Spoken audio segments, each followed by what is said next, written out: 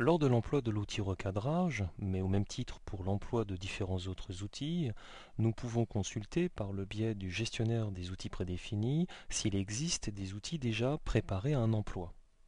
Si par défaut la case est cochée, outil sélectionné, nous ne visionnons exclusivement que l'outil actuellement actif. Si nous décochons cette case, nous prenons connaissance de l'ensemble des outils déjà préparés à un emploi et livrés par Photoshop. Nous pouvons avoir une liste beaucoup plus étendue en choisissant par le petit triangle et en bas de la liste des ressources supplémentaires de type forme, histoire de l'art ou recadrage et sélection. Nous allons prendre forme et cliquer soit sur OK pour substituer la liste existante par celle que nous amenons, soit ajouter pour que cela puisse se cumuler.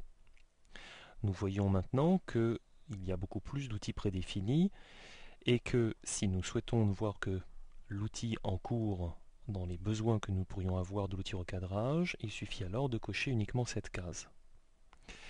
Les outils prédéfinis font partie d'un grand groupe que l'on appelle les paramètres prédéfinis.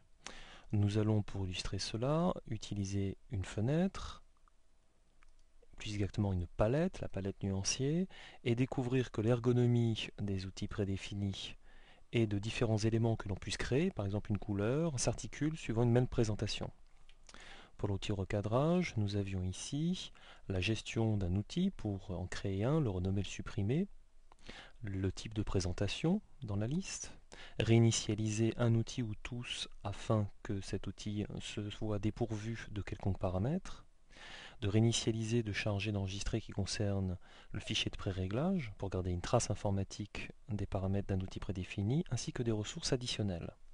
Nous avons la même chose concernant par exemple la palette nuancier où nous pouvons créer, présenter, gérer des fichiers de pré-réglage de type nuancier et des couleurs additionnelles ou des fichiers et des ressources additionnelles. C'est par le biais de la commande gestionnaire de paramètres prédéfinis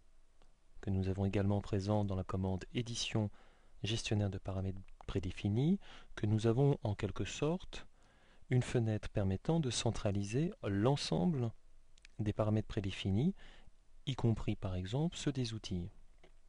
C'est donc un bon moyen de pouvoir centraliser afin de mémoriser, récupérer différents éléments et qui dispense donc d'aller chercher partout dans le logiciel des moyens permettant d'utiliser d'autres ressources annexes.